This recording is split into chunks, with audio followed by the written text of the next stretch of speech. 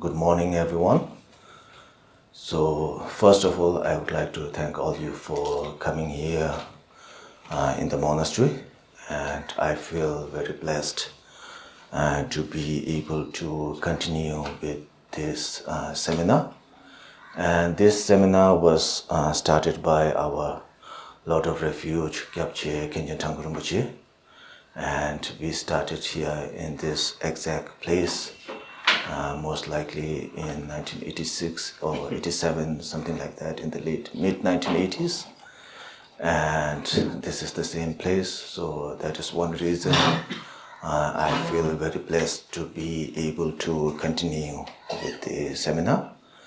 And the other thing is this topic that we are going to go through was the last teaching that Rinpoche gave, but that was not during the Namo Buddha seminar, but that was during the Vajrayana seminar in India. So I think that makes it a very deep connection for all of us with our late precious Rinpoche. And then, as you all already know, the text that we are going through was given by Gampopa, but it is not written by Gampopa himself, but he gave a series of talks to lots of his students, and they collected some of his teachings, and then they compiled into like a small book. So this doesn't have like a proper series like other books or other Dharma books. So it is like whatever they feel comfortable. So sometimes it is in the beginning, sometimes in the end. So it is not like exactly a series, but still it is very easy to understand. And whether we are just beginning or whether we have been in the teaching for a long while, it is still going to be of extremely help for all of us. And Gampopa, as we all know that he is like one of the main forefather of Kagyu lineage. And before he met Mila, he was like already a great master. But then one day he was like when he was just sitting in his room, and there were like three beggars who were outside his room, and they were talking among themselves. And one of the beggars said that, I wish or I pray that since we have not been able to eat for quite a long time, and if I'm able to get some food, or if I'm able to make some prayer and get some food, then it is going to be very fortunate for me. And then the second beggar said that, that's a very limited wish that you are making.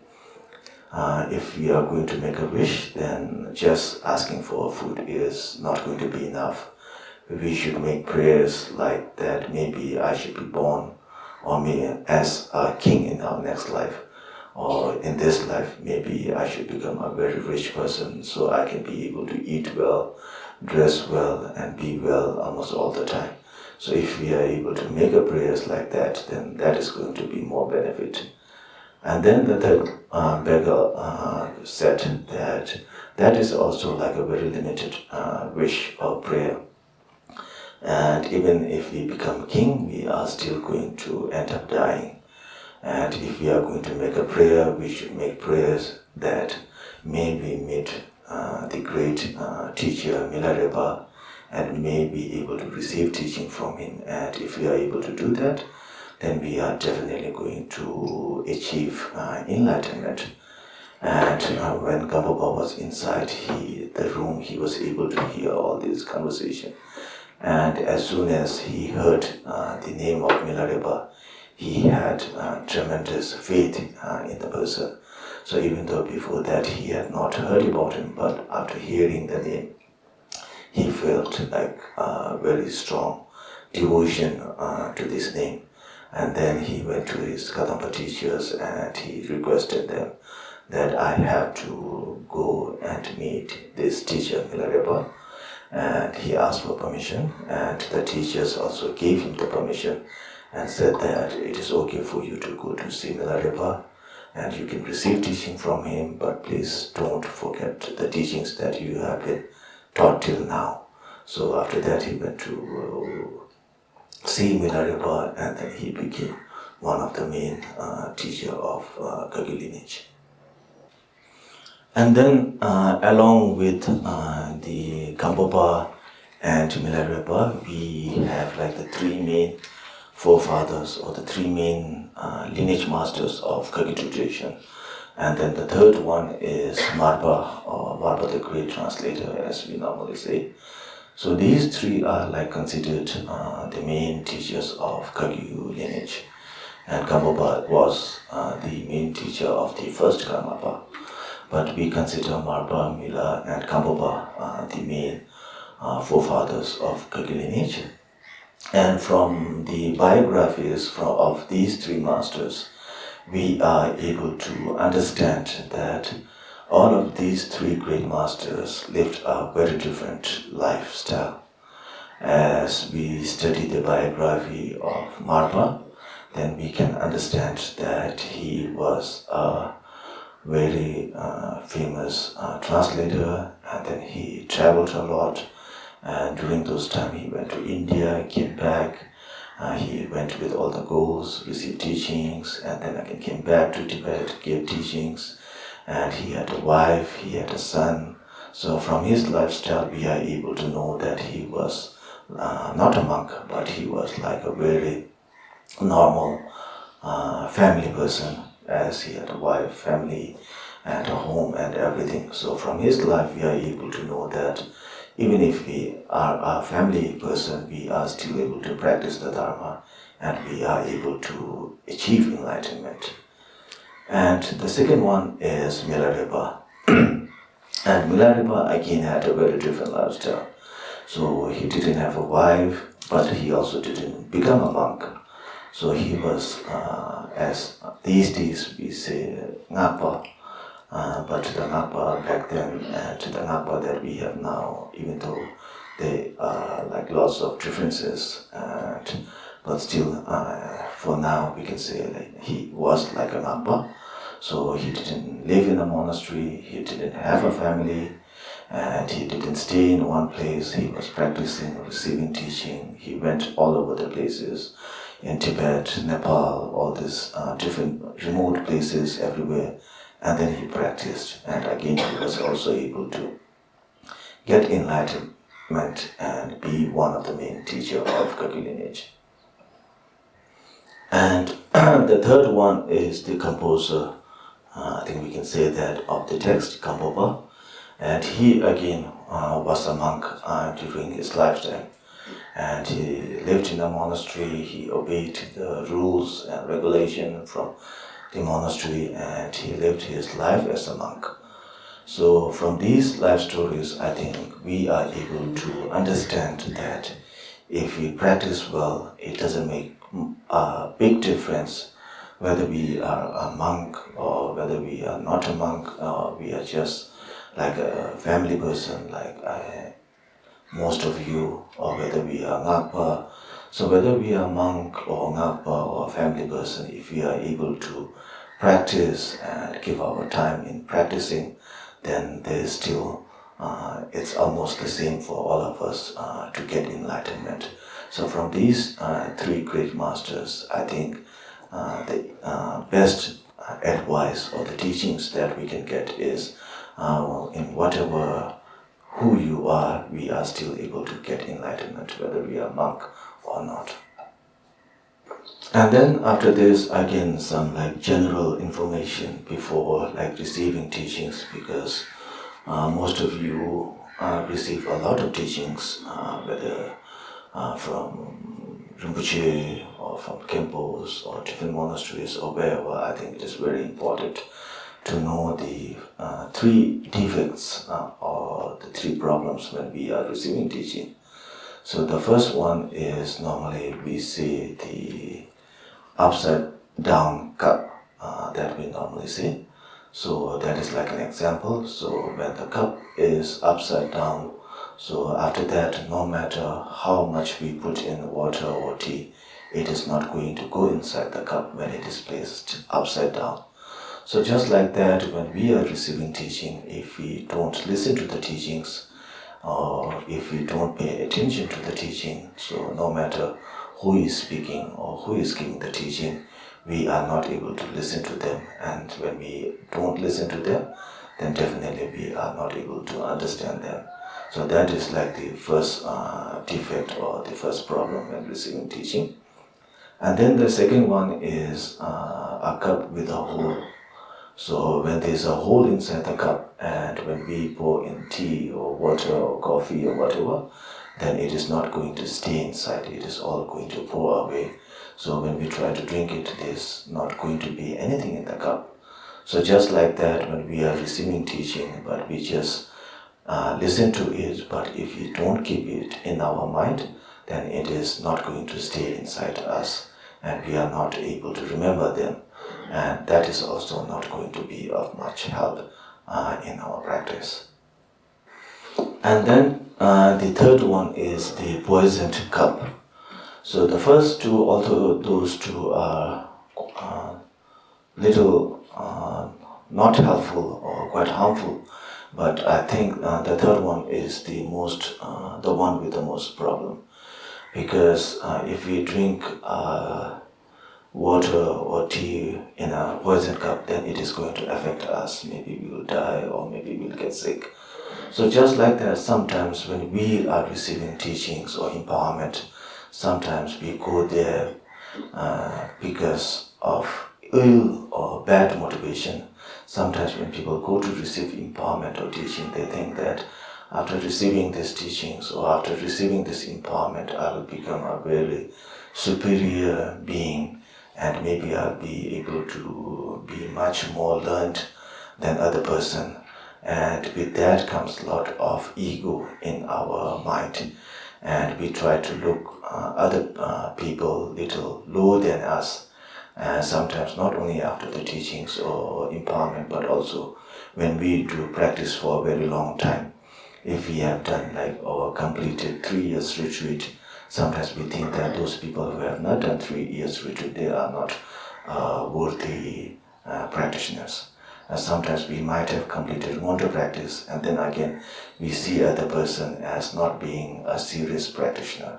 And sometimes we might have received some empowerment from high respected Rinpoches, and some of our Dharma friends might not have received these empowerment, and then again we might look down to them. So if that happens, then that means our practice is not going according to the path. Only from the outer appearance it looks like a practice, but in real, instead of helping us, it is more taking us into the wrong path. So if something like that happens, then instead of it benefiting us, it is creating more harmful or negativity in our life. And then from the text, I prostrate to the Exalted Gurus. So first we have to know exalted here.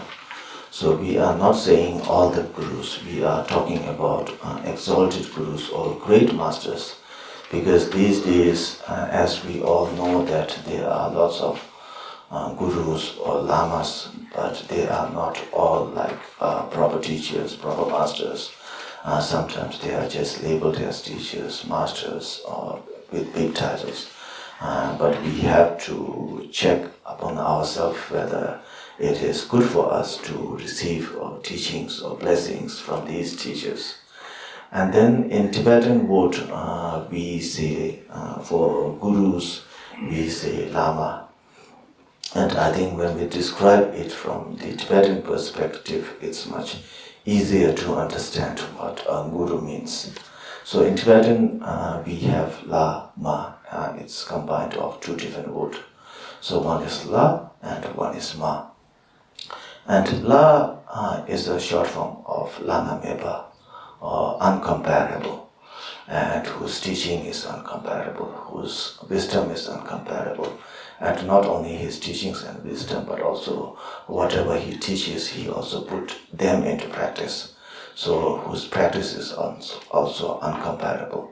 So someone who has high wisdom or who is able to understand the teaching and who not only understand but also put them into practice.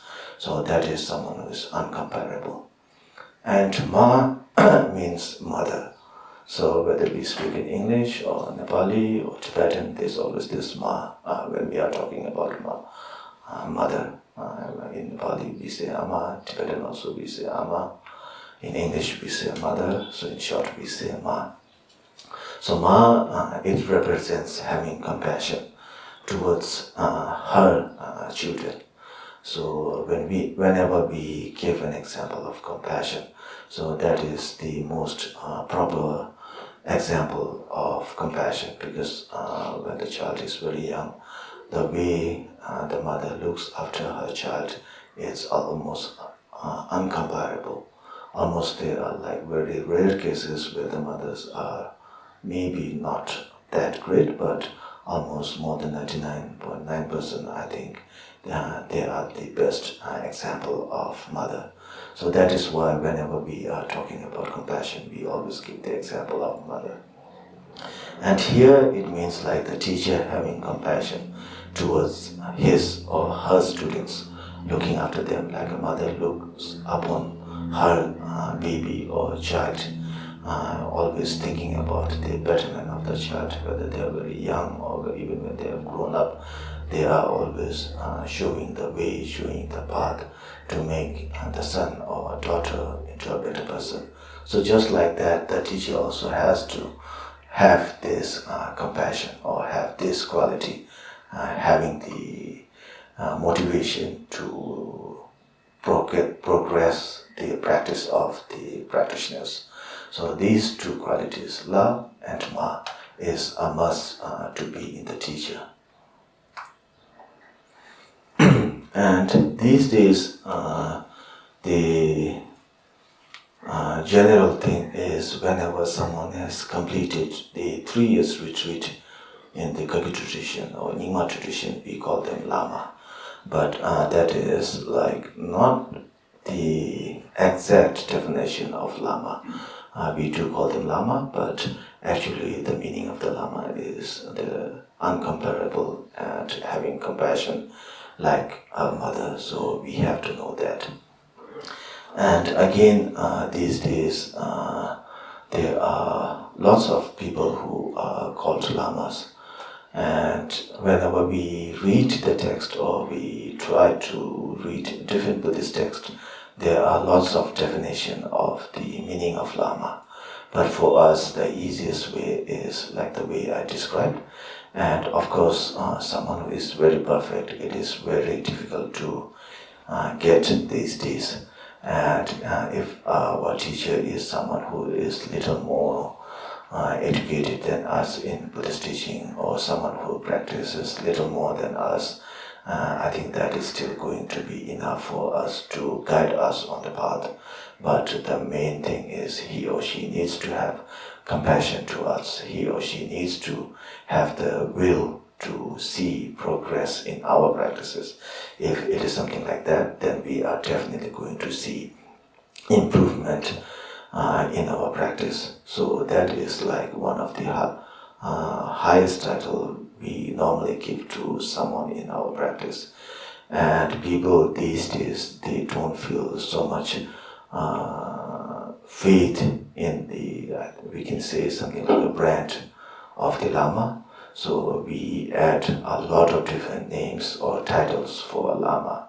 So even our teacher, normally we can just say our Lama. But these days people feel that doesn't make much sense.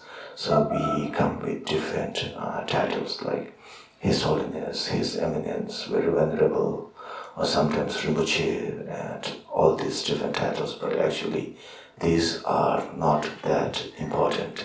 And even if we look or read most of the text, we don't see any description about all these titles. The only description that we can see is of Lama, or according to the Mantrayana practice, and Kimpo according to the Mahayana practice. So these two are the main titles that normally we have to understand.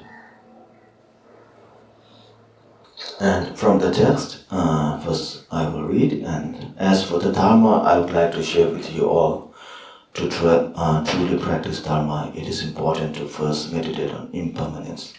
Unless you do so, there is a danger that all the Dharma you practice will aid and abet your wishes for this life. What is the purpose of meditating on impermanence? It is to turn the mind away from this life.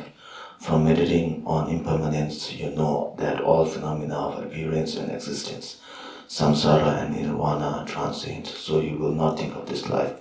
That is why meditating on impermanence is necessary. If it does not turn your mind away from this life, meditating on impermanence is pointless. First meditate on impermanence and turn your mind away from this life. So this here is the first teaching. And in the first teaching, we have three different points. So the first one is the impermanence. And whenever we are practicing, the main or the first important criteria is meditating on impermanence.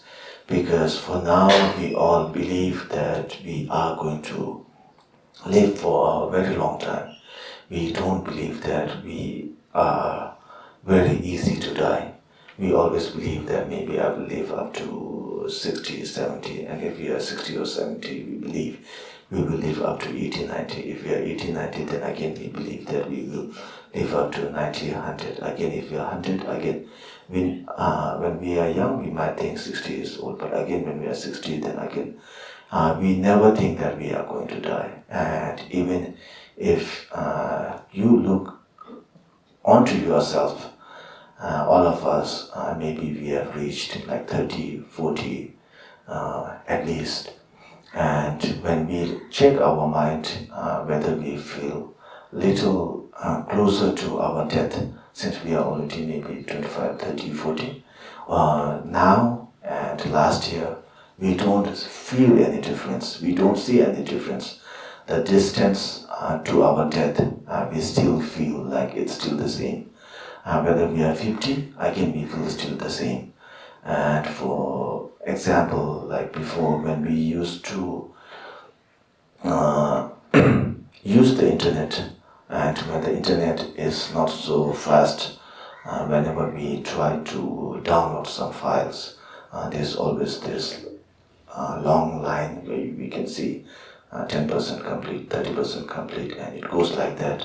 And when we look at that, we are able to see that, when it reaches like 70, 80%, it feels like, maybe the picture is about to be downloaded. When it is like 50, we feel, it's almost there. And when it is only 20, we feel, it's still a little far away. We feel like little connection. But with our age, we don't feel like that. Whether we are 20, whether we are 50, whether we are 80, we still don't feel that we are getting closer to the death. But we have to know that each day, each year, we are getting closer and closer to our death. And by knowing that when we have strong faith in this dying, it means, or it brings in us more confidence or more will to practice. Just like Mila, when he was practicing, he was always focusing on impermanence. And when he was practicing, he wanted to go down to the town to receive or to beg for some alms. But then again he thought, if I go all the way down, maybe I might, if I collect some food, maybe before I eat all this food, maybe I'm going to die. Or maybe before I reach the town, maybe I will die. So it is just waste of time for me to go all the way down to the city. I'll just practice. And then there were some nettles near his caves. So he just brought them and eat those, and then he practiced. And the more we faith we have in impermanence, or the stronger our faith is for impermanence, it is easier for us to practice. And one of the easiest way to understand is, for now, if we are able to, someone tells you to give all your wealth to your children or maybe your parents, we are not able to give it very easily. But when we are on our deathbed, and when the doctor says, you only have like few hours to live, then we will just call our lawyer very easily, and then we will make the will, all my property, all my wealth, we'll give it to maybe to a charity, to my family or friend or something like that. And it is very easy to dispossess everything that way. We have, when we have strong faith in impermanence or dying, but the more we have that, it is easier for us to practice. The less we have that, it is very difficult for us to practice, because we always say, I'll practice tomorrow, or maybe next week, or maybe during the weekend, or maybe after I reach certain position in my life. So we keep extending the days for our practice, and then we are never able to practice. And then from the first point, again, here we have, like I said, 3 different points here, categories. And then the second one, then meditate on the faults of samsara. You must turn your mind away from samsara in its entirety. So meditate on the faults of samsara. So that is the second one, or the faults of samsara, or sometimes we say the defects of samsara.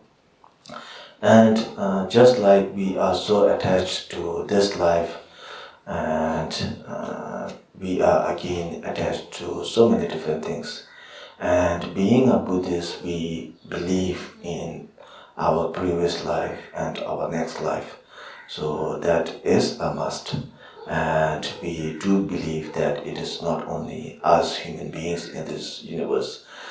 There are animal realm, there is God realm, there is demigod realm, and all these places.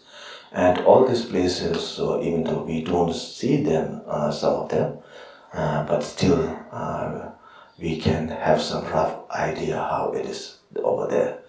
And even if we say like a God realm, it does, even if we are not able to visualize the God realm, we can still like have a rough idea. God realm just like meaning lots of having lots of wealth, having lots of free time, and on those free time we are not practicing, we are doing all these different activities, maybe traveling, maybe shopping, gambling, eating, drinking, or we can just think of something like that.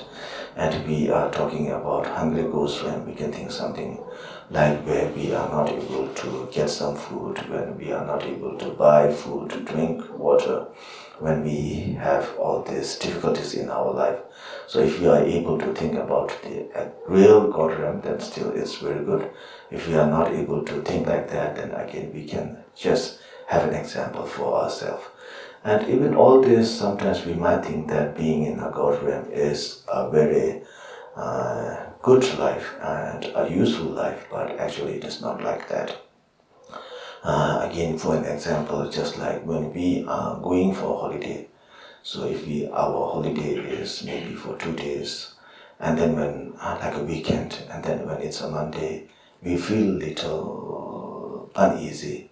We don't like working on Monday. It is little difficult.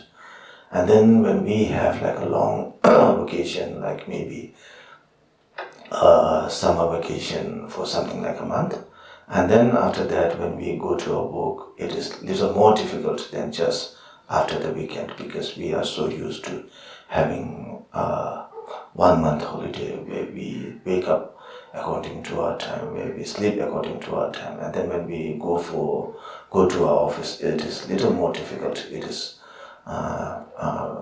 just before the Monday, the last few days, it is going to be a little uneasy for us. And just like that, being in God realm, when you have such a long holiday for hundreds and thousands of years, and then at the end, when you realize that the holiday or vacation is going to end, the mental suffering is huge. So I think that is like a very simple or logistic idea for us to know the suffering of God realm. And not only the God realm, so if we are born in demigod realm, there's still suffering. If we are born as a human, again we have suffering. We have suffering of birth, we have suffering of sickness, we have suffering of dying, we have suffering of illness and everything. And if we are born as animal, again there's suffering. So we have to know that wherever we are born, there is always going to be suffering, and we have to get rid of all this suffering, and we have to have the motivation of getting enlightenment. So that is the second part, defects of samsara or faults of samsara. And then the third one is, and then meditate on bodhicitta. So that is the third section of the first part. And in bodhicitta, we have again two different categories, the relative bodhicitta and ultimate bodhicitta. So from these two, the first one, to meditate on relative bodhicitta. First, plant deep in your heart the thought, I shall make all sentient beings happy, free them from suffering, and bring them to perfect Buddhahood. Then make everything you do for the sake of all sentient beings, and do not do anything of your own self-interest. Rousing the Mayan attitude and focusing on others' benefit is meditating on relative bodhicitta. So this one is the first one. I think this one is the more important for us from the two different bodhicitta. Of course, the second one we say is the higher bodhicitta, but for us, this one is more important. So relative bodhicitta means like having the motivation to help other sentient beings. If they are suffering, then we are hoping that they be free from the suffering. If they are having some happiness, then we are hoping that their happiness continues. And we have that motivation, so that every time when we are practicing, we are always making prayers, and not for ourselves. Most of us, when we are doing something, it is normally for us, but it is not like that. We have to take in consideration, just like me wanting to be happy, every other sentient beings, whether they're human or whether they're animals, they all want to be happy. And we have to have the motivation that whenever there is a chance, whenever there is an opportunity, we will always try to make them filled with happiness. And then the second one, to meditate on ultimate bodhicitta, that the mind settled within the nature where all thoughts of apprehender and apprehended or self-indifferent are not inherently established. If you practice like that way during all four types of conduct, that is called meditating on ultimate bodhicitta. Practicing in that way will bring realization of ultimate bodhicitta. I have no Dharma but that. So this one is the first part, and ultimate bodhicitta is more according to the higher practices that we do when we do the Mahamudra practice or Dzogchen practice.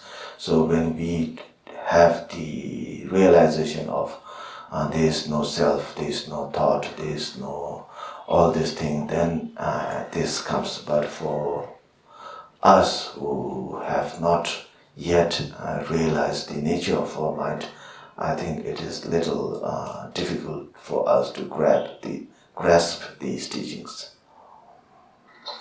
And then we have to realize that when we are talking about higher practice or better practice, these are all just labels.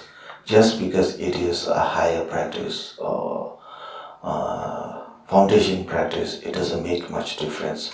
We have to first know our own capabilities. For example, just because something is higher or better, doesn't necessarily mean that it is going to benefit you.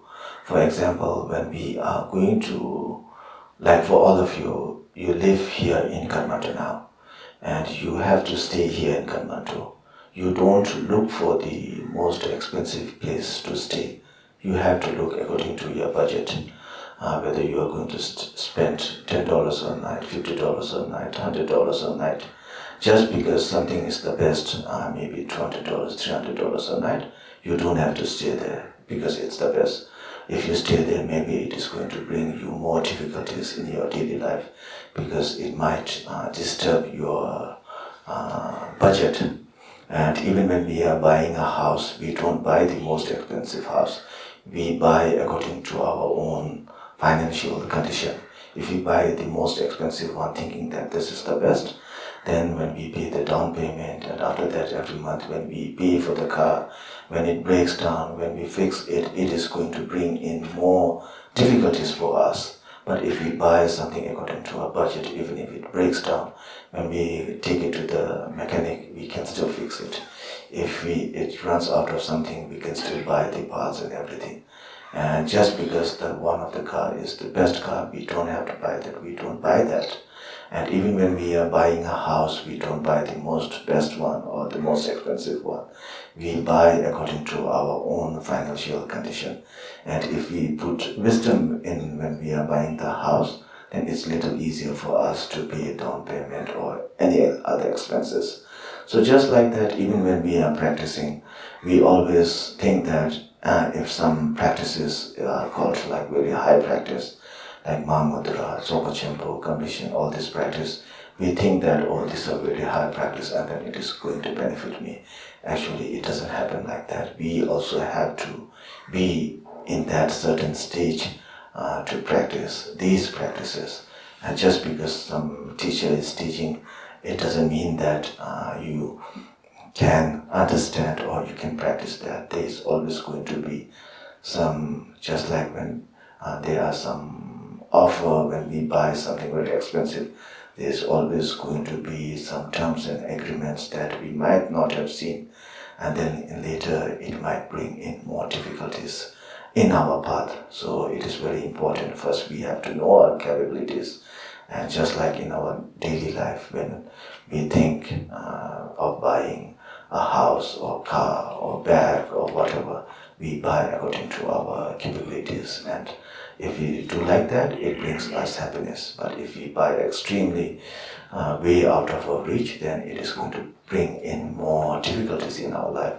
So just like that, even in practice, when we think that we are practicing all these high tantras and practices, actually they don't help much if we have not reached certain point in our practice. Here for today.